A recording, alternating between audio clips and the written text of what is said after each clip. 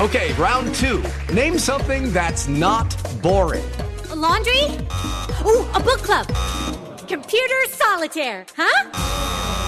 Ah, sorry, we were looking for Chumba Casino. That's right, ChumbaCasino.com has over 100 casino-style games. Join today and play for free for your chance to redeem some serious prizes.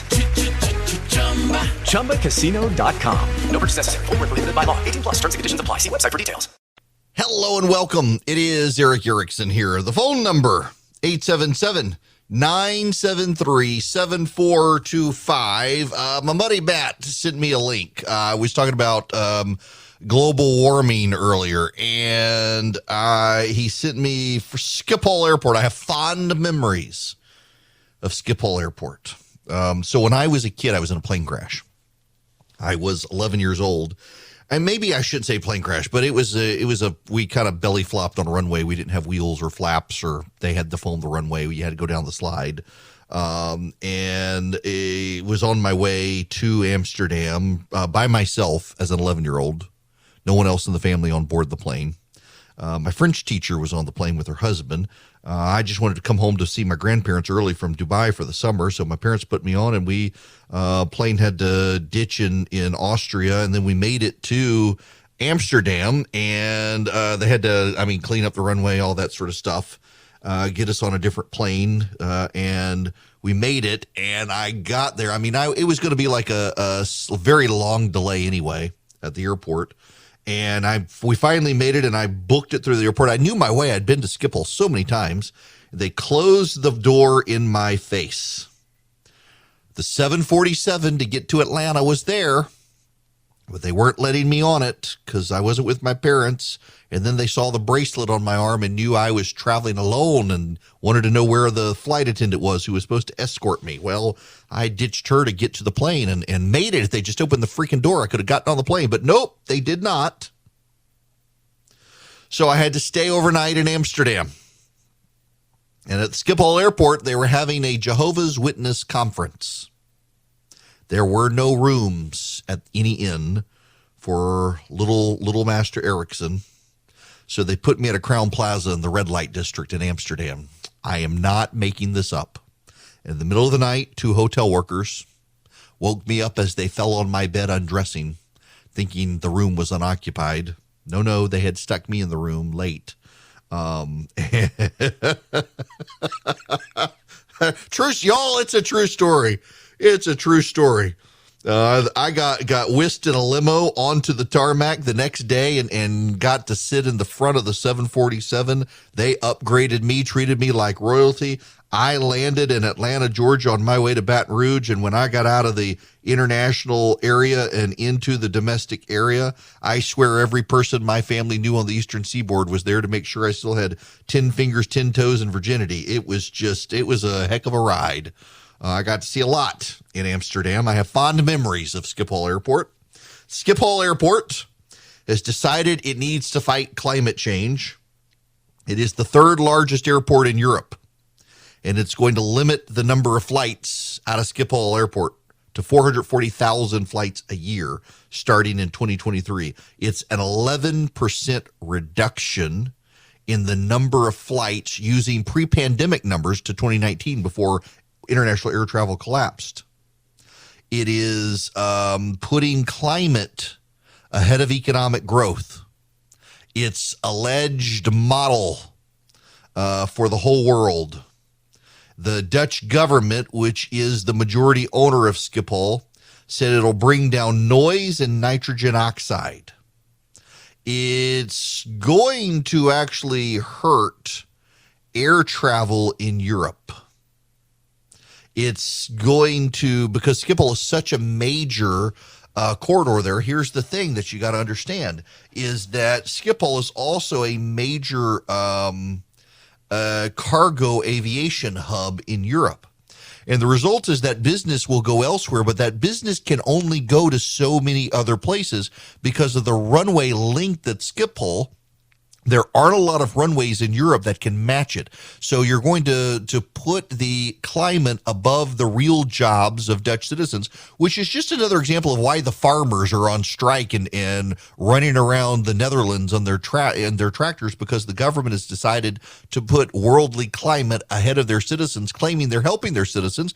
But it's such an abstract way when you can visibly see they're losing jobs and opportunity in the Netherlands. The countries like this they believe that they're on the side of righteousness, and they're hurting their citizens and provoking a revolt of the citizenry. It's just bizarre. I want to go to the phones. I actually want to go to Darren, talking about the coal burning plants and taxation and all. Darren, welcome to the Eric Erickson Show. How are you? I'm doing well. How are you doing, Eric? Great. I just want to make a kind of a comment, I guess. I don't feel like the Green New Deal, they don't realize the repercussions that it has. I work in the concrete industry in Atlanta, and we take the byproduct of them burning the coal, and we add it as a substitute for concrete.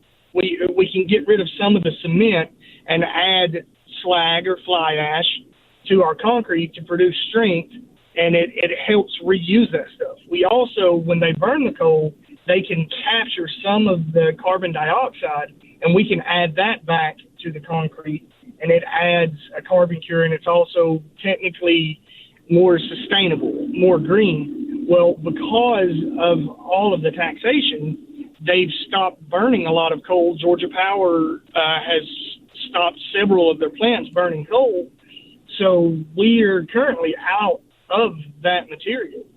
So we're having to use more concrete, which in turn causes a little more carbon dioxide give off.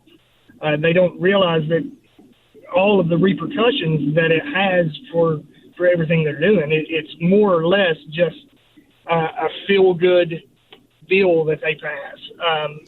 They don't realize that it's going to halt growth throughout the country. The entire country is... Wait. Now, Darren, I got to stop you. They do realize it's going to slow or halt growth. They just don't care.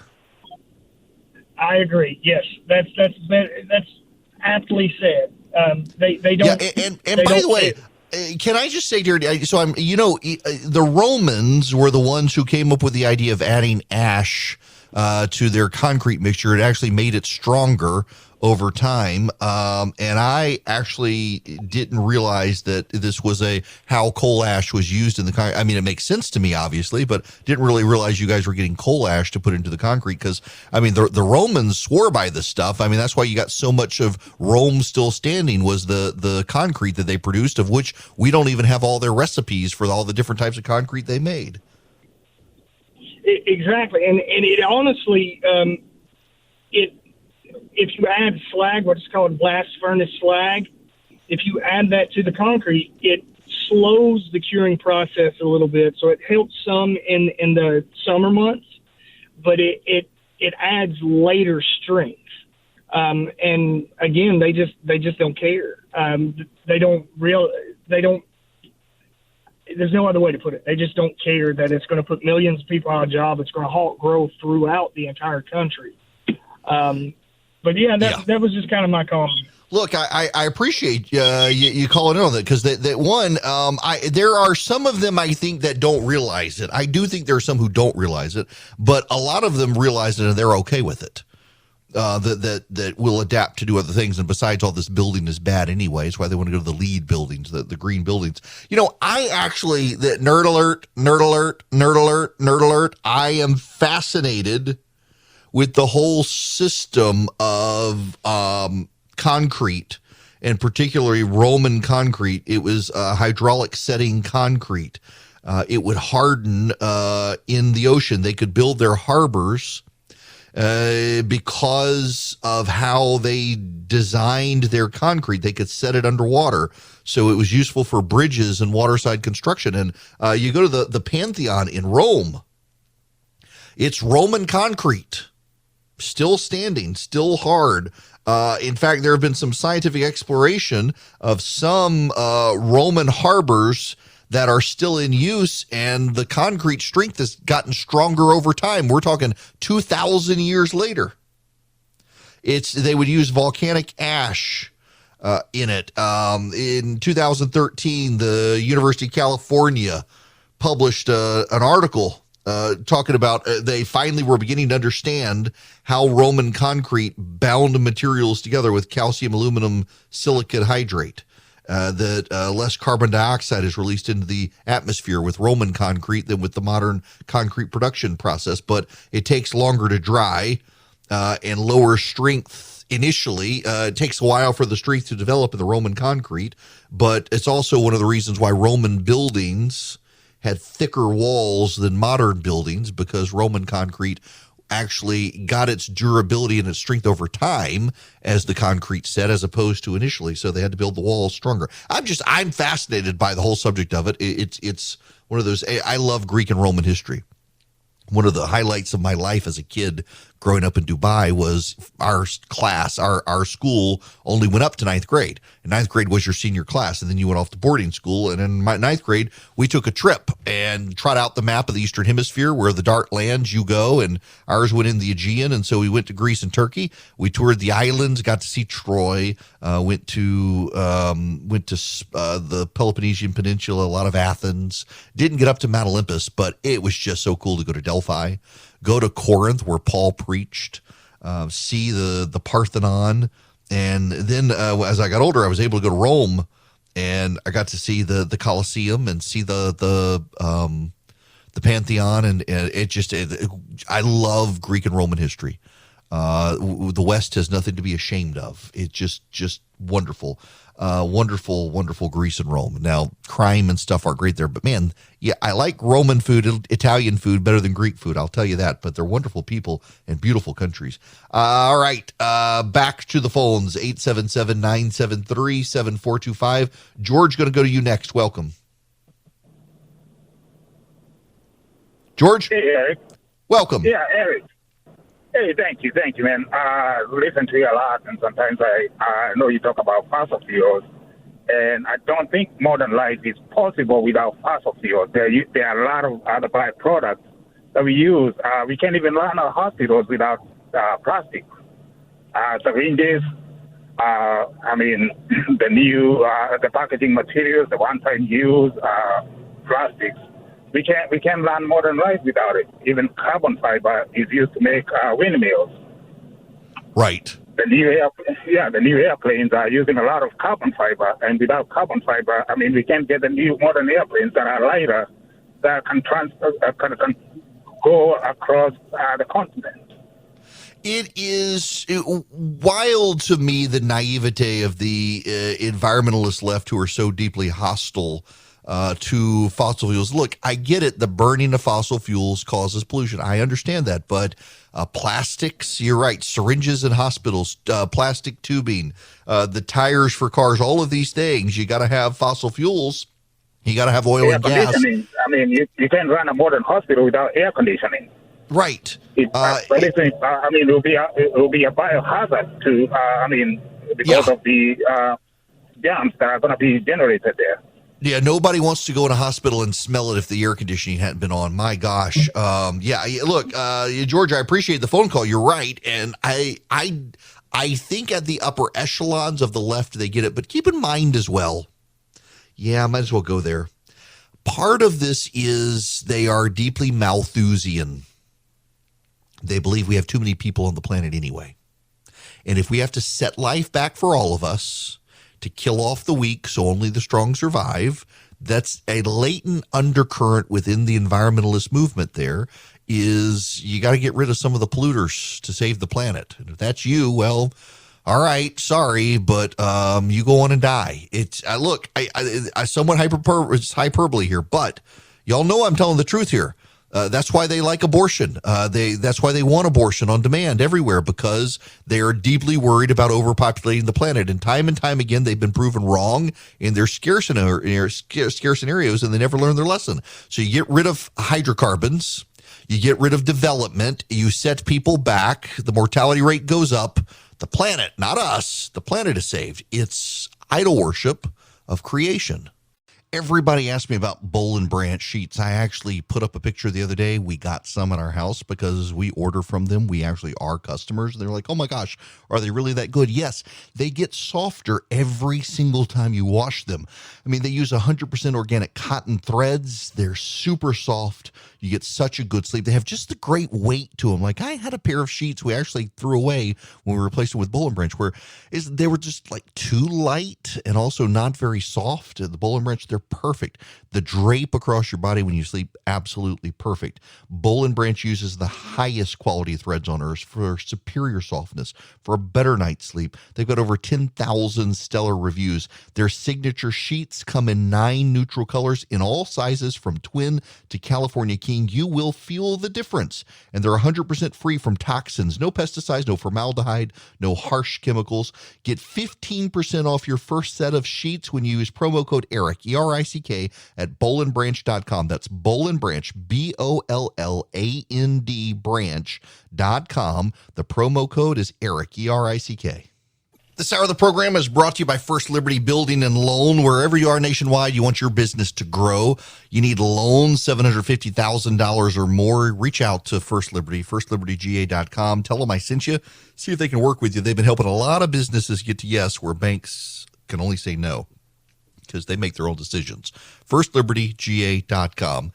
If y'all will be patient with me, we got a number of people on the phone, and y'all are more than welcome to call 877-973-7425. I actually want to answer wild card email I've gotten from like 3 different people based on a post I put up on Instagram, something I said earlier as well. Y'all should follow me on Instagram anyway, EW Erickson. I probably need to send out how I cook my brisket. As I mentioned earlier, I have a Rectech. It's a pellet grill. Now, I have a big green egg, and I just don't use my egg anymore because I used it for about a decade. I mastered it. I love it. But now I just want to turn on my pellet grill, and I get great results. I get really great results. I have one called a Rectech. They're made in Augusta, Georgia. This isn't an ad, by the way. But I mentioned my brisket, and they're like, well, aren't you using an Omaha Steaks brisket? It's a fair question to ask. I've gotten it from 3 people. I don't want to hide from it. I've been a long-time customer of Omaha Steaks. I make no bones about it. I am proud to endorse them because I am also a long-time customer.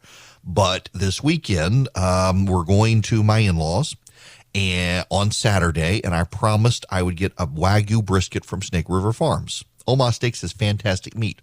If you want really high-end and can afford to get the super Wagyu meats, Snake River Farms is where I buy that sort of stuff from.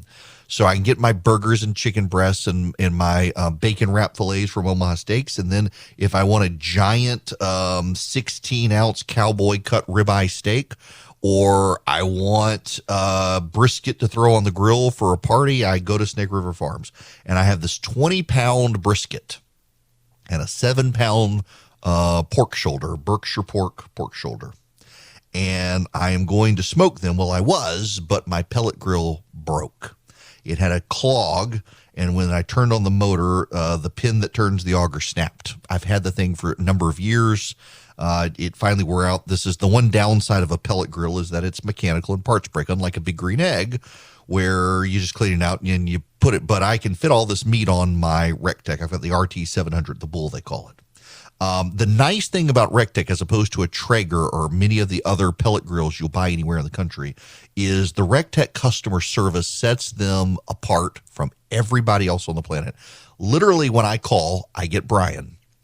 Brian, you know how you call, your computer breaks and you call tech support, and the tech support guy is some random dude who plays 20 questions with you to see if you really are as proficient with your computer as you claim to be. Like, I can fix computers. I know how to fix computers. I'm technologically savvy. And every single time I have a real technical hardware problem and call, I got to go through okay, I know you don't know me, but here are all the things I already did. Please don't make me do them again. And inevitably, Apu tells me I got to redo all of the things to prove to him in Mumbai that I am as technically proficient as I am. With Rectech, I call. Brian answers the phone.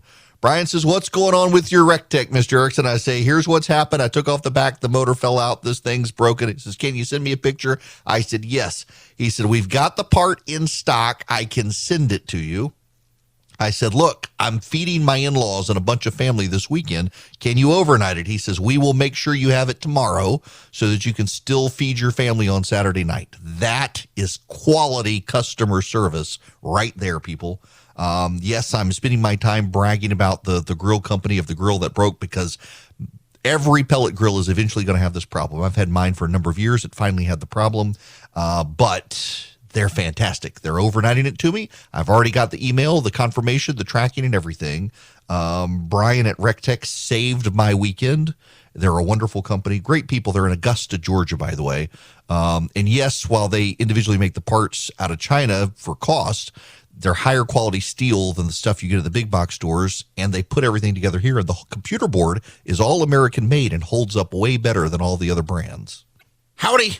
Welcome. It's Eric Erickson, 877-973-7425. I want to spend time with my lovely listeners. I am going to go first to Lisa. Welcome to the program, Lisa. Hi there. How are you? Doing well. I just had a question for you. I think the last 2.5 years with COVID has kind of shut down flying and driving for a time, basically worldwide. And I just wondered if you were aware of any studies by scientists or environmentalists on the effect of that? So NASA released a report, actually, I'm trying to think, when was it? It was about this time last year. Hang on a second. I bet I can find it. Lockdowns brought global ozone reductions. Emissions of nitrogen oxide, which create ozone, decreased 15% globally, locally as high as 50%. Now, this isn't global warming per se. It's other ozone reductions, but you can see why lockdowns were cheered by so many people on the left, as have economic slowdowns been cheered. In fact, if you remember, there was that when Italy was shut down, people were like, oh my gosh, you can see to the bottom of the canals in Venice. The water is so clear. Who knew? Cheering down, shutting the economy down to heal Mother Earth. I got to tell you, and this is a tangent. I apologize, Lisa. Thank you for the phone call. We really are seeing idol worship here. People worshiping creation instead of creator. The entire environmentalist movement is idolatry. And we must be penalized as humanity to save Mother Earth, precious Mother Earth, as opposed to adapt. We've always adapted. You know, there used to be glaciers through North America. There were people around, and there were glaciers around, and we adapted. There was a little ice age in the late 1700s, early 1800s. We adapted. We continue to adapt, but now suddenly we're incapable. We must save the planet 10 years or we're all going to die. We're not going to die. We'll be fine. They've been telling us we had 10 years left for about 50 years now. Okay, got that off my chest. Midge, you're going to be next. Welcome. Oh, good show, Eric. Eric, thank you. I'm wondering when there's debates, okay, why won't one of the commentators ask the question, don't tell us what you're going to do. We already know that. Tell us what you have done for your constituents. Look, that's the question they should ask. It's the one whenever I get politicians on and they want to go forward, I ask them if they've served, what they've done. You know, by the way, though, there's an article, I think it's in Politico today. It's not worth my time giving them too much attention for it. But they actually have a story about how one of the reasons Republican candidates aren't doing so well is they went with non-career politicians. I'm not making that up. Then they pointed to Dr. Oz in Pennsylvania and to J.D. Vance in Ohio, who, by the way, everybody thinks is going to win. And Blake Masters in Arizona, who's got a real good shot. And then Herschel Walker in Georgia. They're like, these are non-professional politicians. I can't believe the GOP would use unpolished, non-professional politicians. Maybe it's because the GOP's gotten tired of the professional politicians who don't keep their promises. That could be. And that provides a compelling message for them moving forward with people so cynical, as Image says, don't tell me what you're going to do. What have you done for me? Although I will say for re-elections, don't dwell on the past. You do have to paint a vision for, okay, you did all this stuff. Here, I'm going to remind you, here's all the stuff I did. Now, what are you going to do in the future? That's another big one to focus on. All right, last call of the day. Philip, I'm going to you. Welcome. Hi, Eric. Hi there. Greetings from beautiful North Georgia mountains. Oh, what part? And, up in Blairsville. Oh, such a beautiful area. We always area. get the beautiful Blairsville. It always in the weather forecast. Yeah, it is beautiful. I got to tell you. Well, thank you. My comment is going back to what you were talking about earlier, the WNBA and the prisoner over in Russia. And, I think about, Otto Warmbier being in North Korea and how much time he spent there before President Trump brought him home. And now we have the WNBA player there and the importance that they stress on her. Why doesn't the union and the WNBA pool all of their resources financially to bribe the Russians? Because there's always something in the media about Russian collusion and whatnot. Why can't the WNBA pool their resources to bribe them to bring her home with all of their influence and as big an entity as they are? That's my question. Well, because if they tried, we would suddenly realize they're not that big. Well, that's true. I believe that, and it reminds me of a joke that was told some years ago about a person from Atlanta going over to get a suit in Birmingham, and they said, "Well, we can make you 2 suits over here." And says, "Why is that?" Because you're not as big a person over in Birmingham as you are in Atlanta. That's the truth. I mean, the WNBA goes around the world, and people are like, "What does that stand for?" Yeah, yeah. I back in 2001, I just had enough, 2002, I had enough and just dropped out. And I spent a couple of days in the hotel there at the airport in Amsterdam just to regroup in my travels across the continent. And I realized then, as a 48-year-old man, that there are laws in every country on this planet. And if you don't abide by them, there are consequences to those. Funny how that works. And and it's funny how it works, correct. But, some people just think, and have gotten too big for their britches that, it doesn't apply to me. So anyway, just look, I appreciate it very much. I want to say one last thing, if I may. Go for it. I go all the way back to your show on WSB whenever you first got started, long before Red State, in the evenings that you had 4 to 6 or 5 to 7 or whatever it was. And I enjoy listening to you because, you are right. It's your show. You can talk about the things you want to, and the majority of things that you talk about do matter. And I appreciate that. I'll just close off. Well, look, I appreciate it so much. God bless you. God bless you. And be like Paul to Timothy. Run. Yep. Keep the fight. Keep the faith. Finish the run and keep the faith. Keep the faith. Well, look. Thank you very much, Philip. I appreciate it, and I'm jealous of you up in Blairsville. I need to get back up to the Lake Burton area in Clayton. That's become my happy place. My wife, I think, is ready to go too. One day I want a house up there in the mountains.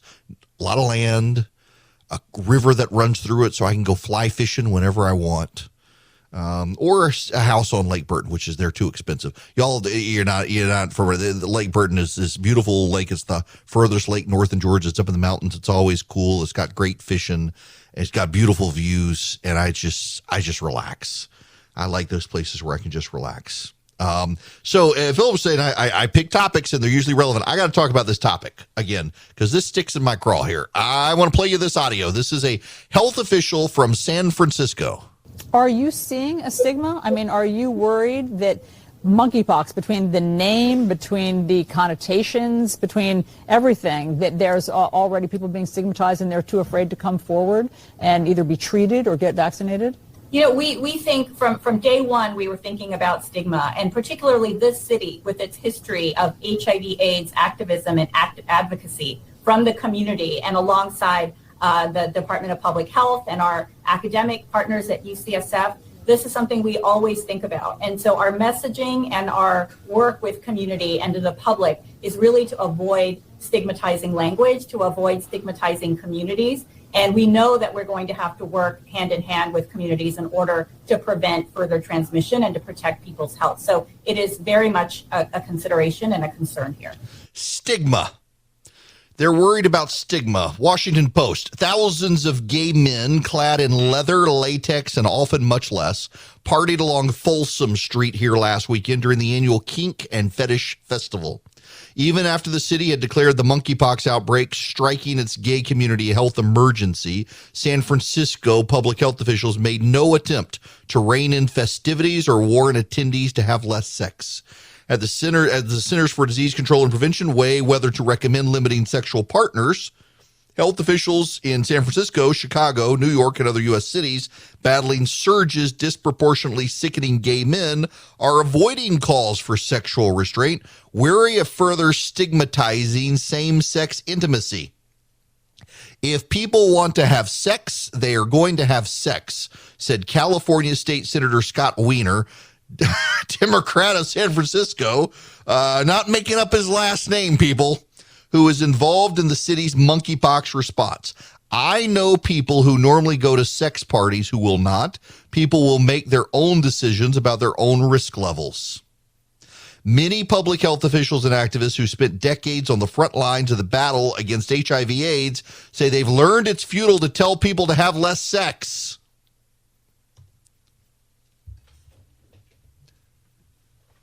We live in a decadent society. The people who shut down churches, but not marijuana dispensaries, the people who shut down schools, but not liquor stores, are the people who can't bring themselves to tell gay men to stop having orgies.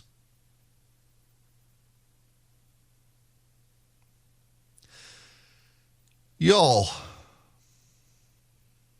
we have a real problem as a society when we can't be honest. They're more worried about stigmatizing the gay community. What's worse? What's a worse stigma?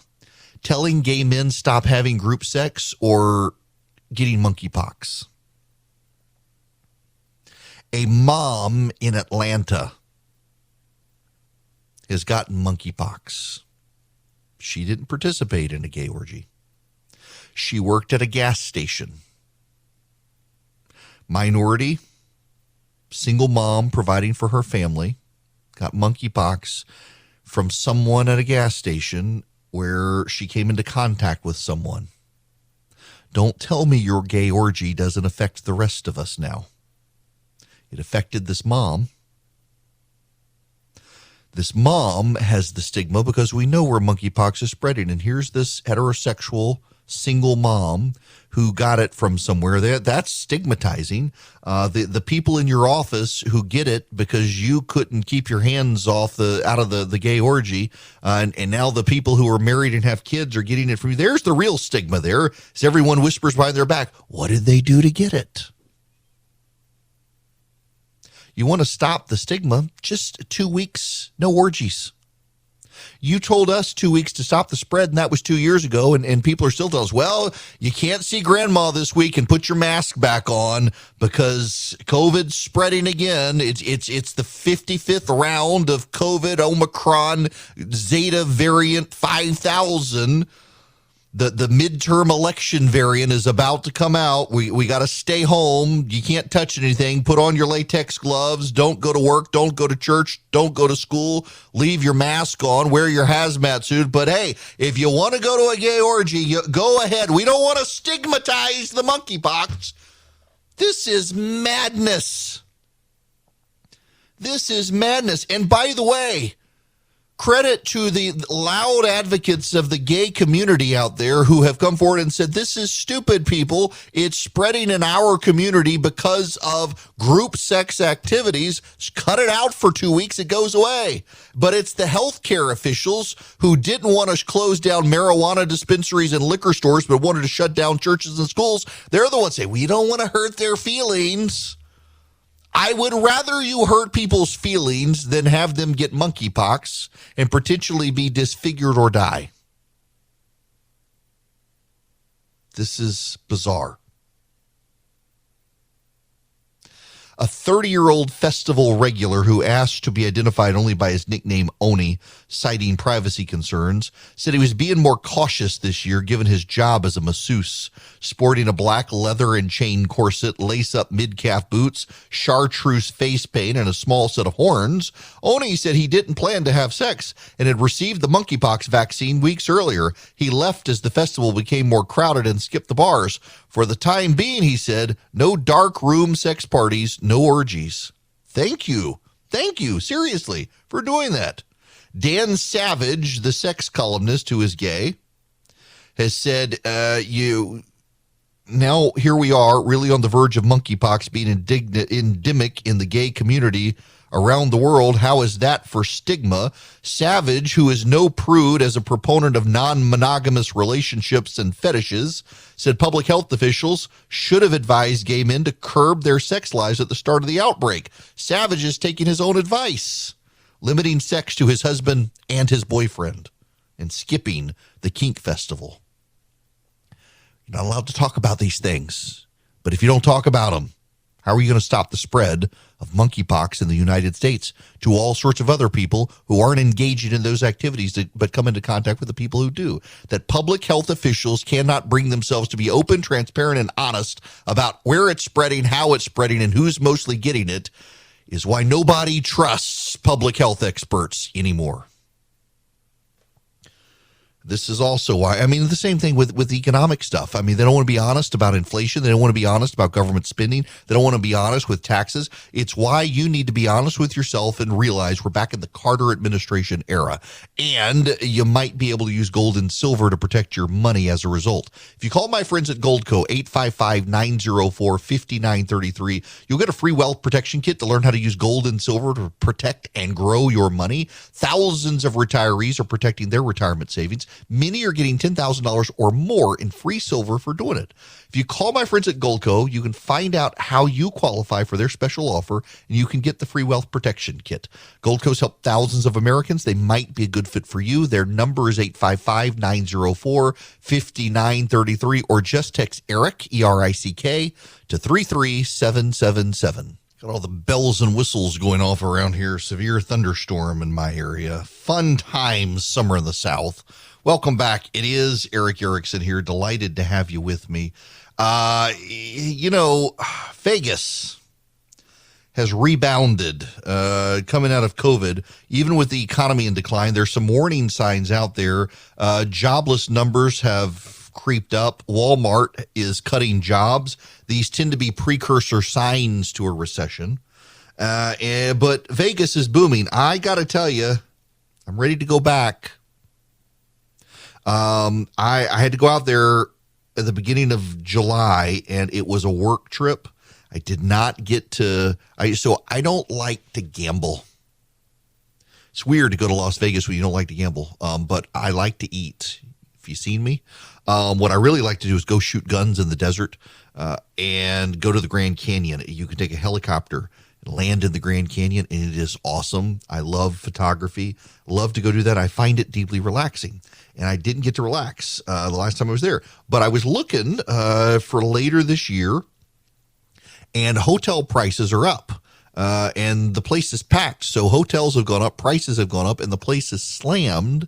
It seems like people are just ready to get back to normal after COVID.